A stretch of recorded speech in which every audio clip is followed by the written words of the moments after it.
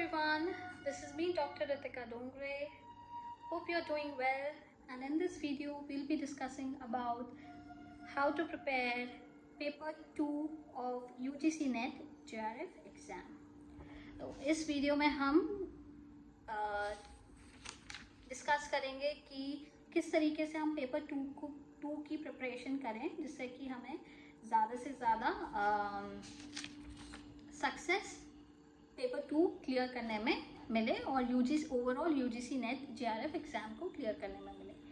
तो before getting into the syllabus and the strategy, मैं आपको ये बताना चाहूँगी कि जो पेपर 2 होगा वो उस पेपर 2 में आपको 50 ऑब्जेक्टिव टाइप क्वेश्चंस आएंगे।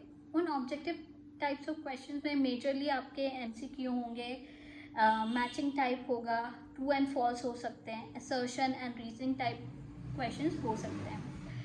अब ये जो क्वेश्चंस होंगे वो प्योरली आपके जो 10 सब्जेक्ट्स हैं उससे रिलेटेड होंगे, ठीक है। वेटेज अब जब भी हमें इन 10 सब्जेक्ट्स हैं, अब 10 सब्जेक्ट्स जो हैं सिलेबस में मैं पहले आपको बता देती हूँ कि कौन कौन से पेपर 2 के लिए इनफैक्ट और पेपर 2 के जो कौन कौन से सब्जेक्ट्स आपके इसमें कवर होंगे, ठीक है। तो पेपर 2 में जो होगा पहला होगा वो होगा आपका बिजनेस एनवायरनमेंट। तो जो बिजनेस एनवायरनमेंट है ये एक प्योरली थ्योरेटिकल टॉपिक है और इसको आपको करीबन 2 से 3 दिन में कंप्लीट कर लेना है विथ 1 डे एमसीक्यू प्रिपरेशन। और जो सेकंड है topic that is financial and management accounting, again it should take 3 to 4 days. Then there's business economics, again 3 to 4 days. Business statistics and data processing 3 to 4 days. Business management ये purely theoretical है, 2 से 3 दिन में आपका complete हो जाना चाहिए। Marketing management 2 से 3 दिन पूरा थ्योरेटिकल है। Then there is financial management, ये भी 2 से 3 दिन, इसमें बेसिक फाइनेंशियल मैनेजमेंट है, कुछ एडवांस नहीं है। देन एचआरएम है, ये भी 2 से 3 दिन आपका टाइम पीरियड लेना चाहिए। Then there is banking and financial institution. तो banking and financial institution is the 9th topic. तो जो पेपर 2 में जो फर्स्ट आपकी यूनिट 1 जो है that is about business environment, ये एक प्योरली थ्योरेटिकल यूनिट है और इसमें basically liberalisation, policy environment, legal environment, economic environment, element of business environment के बारे में दिया हुआ है। तो अगर आपके पास बिजनेस एनवायरनमेंट से रिलेटेड कोई टेक्स्ट बुक है तो आप उसको रेफ़र कर सकते हैं। और साथ ही अदरवाइज़ आप जो भी book UGC net JRF paper 2 के लिए यूज़ कर रहे हैं, पेपर 2 एंड 3 के लिए जो बुक यूज़ कर रहे हैं, आप उसमें से भी ये बुक ये जो यूनिट है कवर कर सकते हैं। एडिशनली अगर मेरे पास इस यूनिट के नोट्स हैं तो जो मैंने टेलीग्राम ग्रुप बनाया हुआ है उसकी लिंक मैं आपको भेज दूँगी इस डिस्क्रिप्शन बॉक्स में होगी। आप अगर उससे जुड़ते हैं तो आपको उस टेलीग्राम ग्रुप पे मैं ये जो बिजनेस एनवायरनमेंट के अगर मेरे पास नोट्स होते हैं आई चेक, तो मैं उसको आपको सेंड कर दूँगी। अगेन जो बिजनेस एनवायरनमेंट में है आपको क्या करना है, जो भी रिसेंट अपडेट्स हुए हैं उन्हें भी कवर करना है, उन्हें अपडेट करना है। जो नेक्स्ट यूनिट है वो है फाइनेंशियल एंड मैनेजमेंट अकाउंटिंग की। तो मैं अगेन यही आपको एडवाइस करूँगी, जो फाइनेंशियल एंड मैनेजमेंट अकाउंटिंग है वो आप अपनी बुक से रेफ़र कीजिए, है ना, बुक से रेफ़र कीजिए। और फिर आप एमसीक्यू वगैरह जो आप यूजीसी नेट जेआरएफ की जो ट्रूमेंस की या अरिहंत की जो भी बुक आप फॉलो करते हैं आप उससे क्वेश्चंस देख सकते हैं। जो थर्ड है यूनिट इसमें है वो बिजनेस इकोनॉमिक्स की है। तो अगेन बिजनेस इकोनॉमिक्स के लिए मैं अगेन आपको यही बोलूँगी कि आप बुक रेफ़र कीजिए, बुक से नोट्स बनाइए और जो एक लाइन पढ़ना है, when you are referring book, आपको बुक की एक लाइन पढ़ना है। You cannot skip a single line, क्योंकि यूजीसी नेट एक ऐसा एग्ज़ाम है कि वो किसी भी लाइन से कुछ भी क्वेश्चन उठा के आपको दे सकते हैं। तो जब तक आपको ये लग रहा है, आप whenever you are reading a book आपकी जो भी ग्रेजुएशन या मास्टर्स की बुक है, अगर आप वो रीड कर रहे हैं और आपको ऐसा लग रहा है कि इस टॉपिक पे, इस पॉइंट पे क्वेश्चन बन सकते हैं, आप उसको वहीं पे हाईलाइट कर दीजिए, या फिर सबसे बेस्ट होगा आप उसका नोट्स बना लीजिए, एक स्टेटमेंट लिख दीजिए कि कि ये जो आपने हाईलाइट किया उसका एक स्टेटमेंट में, एक लाइन में लिख दीजिए, तो वो नोट्स से ना पॉइंटर्स बनते जाएंगे, तो रिवीजन करते टाइम सिर्फ आपको वो पॉइंटर्स पढ़ने होंगे। ठीक है। देन नेक्स्ट है हमारा business statistics and data processing. ये तो मैं बिल्कुल आपको सजेस्ट करूँगी कि आप बुक से ही पढ़ाई कीजिए business statistics and data processing की। और अगेन हमारे MCQ आप जो भी बुक टू मंथ्स या अरिहंत जो भी आप रेफर करते हैं उससे आप कर सकते हैं। Then business management purely theoretical subject है, आप ये एक्सक्यूज मी,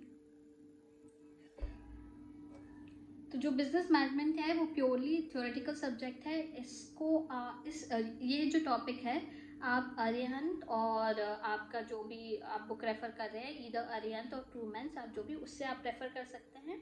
साथ ही साथ आई सी अगर मेरे पास बिजनेस मैनेजमेंट के भी नोट्स होंगे तो I send it on the Telegram group.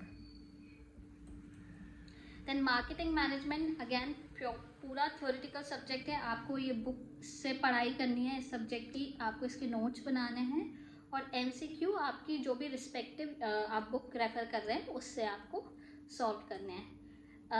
जो यूनिट 7th है फाइनेंशियल मैनेजमेंट की, अगर आपका फाइनेंस वीक है, अकाउंट्स या फाइनेंस आपका वीक है, तो मैं ये कहूँगी, और आप डरते हो इन सब्जेक्ट से, तो मैं ये कहूँगी कि आप इन सब्जेक्ट्स पे ज़्यादा टाइम वेस्ट ना करें।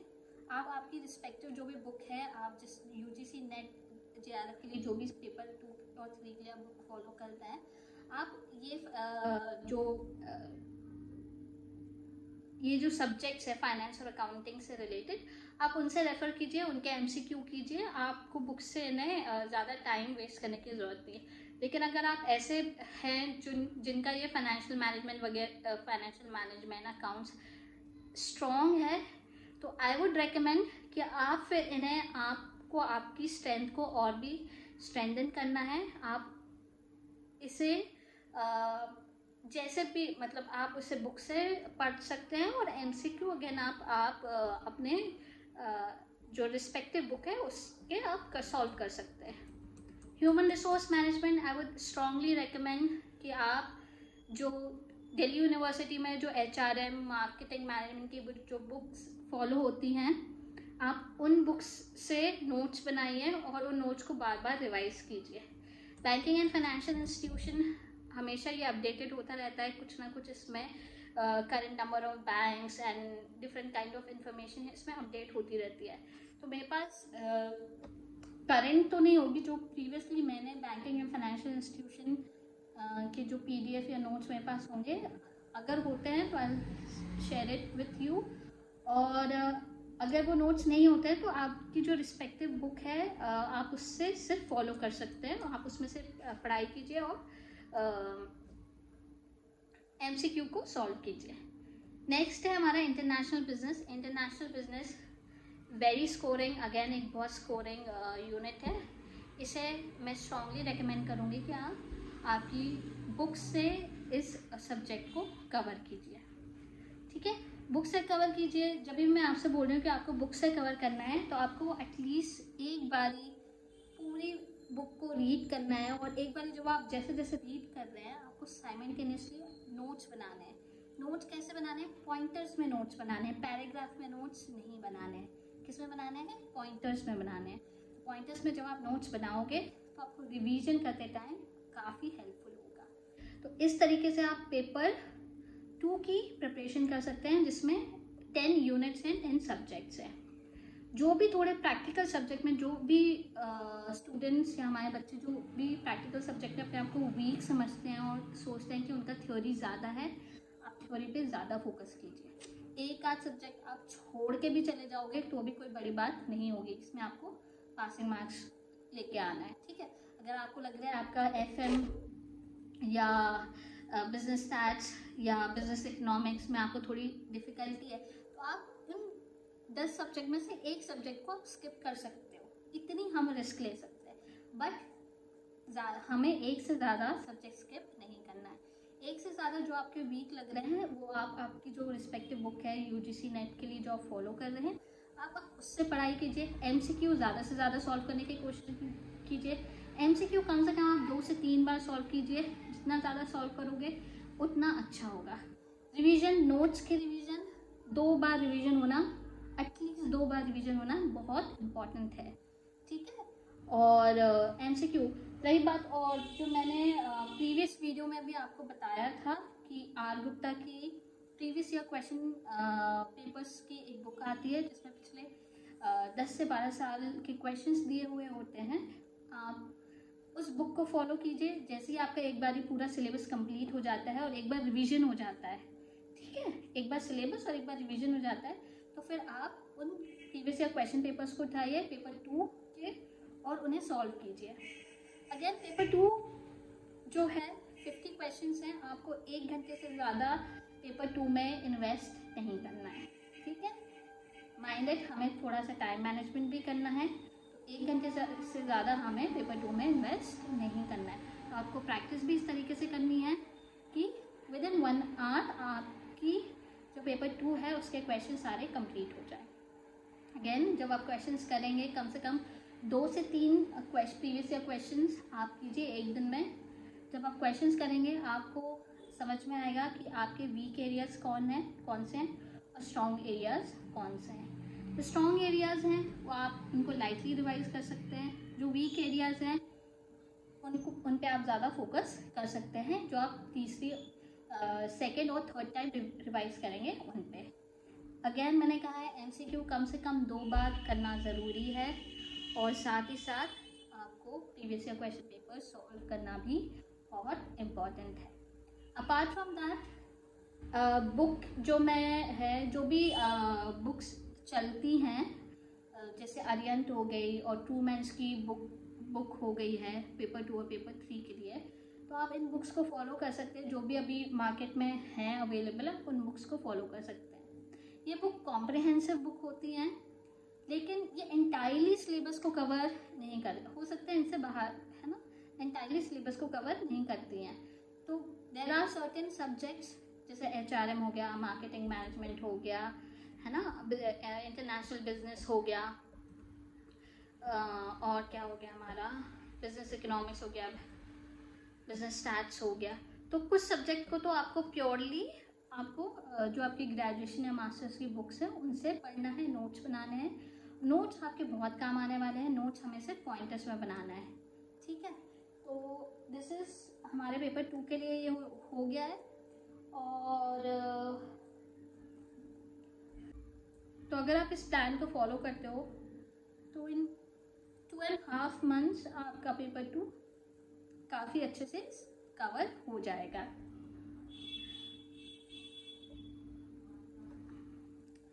Thank you. आई होप ये वीडियो आपको हेल्पफुल रहेगा और आप अपनी पेपर 2 के लिए एक अच्छे से प्लान कर पाएंगे और पढ़ाई कर पाएंगे।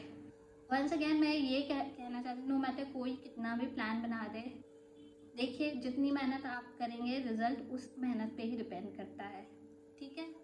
तो भले ही आपको कोई कितना भी एडवाइस कर दे, जब तक आप मेहनत नहीं करेंगे, पूरी शिद्दत से पढ़ाई नहीं करेंगे, तब तक वो एक अच्छा आउटकम नहीं देगा। अपार्ट फ्रॉम दैट जो मैंने आपको एक प्रीवियस वीडियो में भी बोला था कि ट्राई कि आप ज़्यादा कूलिंग ऑफ पीरियड ना, लॉन्गर टाइम पीरियड का कूलिंग ऑफ पीरियड ना लें।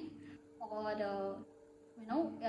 जब आप 10 से 15 दिन पढ़ रहे हैं तो आप 1-2 दिन का बीच में कूलिंग ऑफ पीरियड ले सकते हैं, लेकिन 1 हफ्ता 4-5 दिन इतना ज़्यादा कूलिंग ऑफ पीरियड ना लें।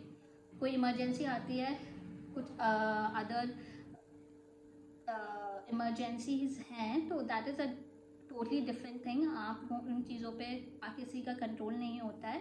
बट अगर आपके पास अच्छा टाइम पीरियड है तो आप ज़्यादा से ज़्यादा कूलिंग ऑफ पीरियड ना लें। जितनी ज़्यादा कंसिस्टेंसी होगी पढ़ाई में उतना ज़्यादा आपका ब्रेन इन चीज़ों को जो आप पढ़ रहे हैं उन्हें परसीव अच्छे से, उन्हें रिकॉर्ड अच्छे से कर पाएगा। So I hope you like this video, and if you liked it, please like, share and subscribe. जितने ज़्यादा लोगों के पास ये वीडियो पहुँचेगा उतना ज़्यादा इस पर्पस है इस वीडियो बनाने का वो फुलफिल हो पाएगा. So lots of best wishes to all of you. Study well, do well and live well. Thank you.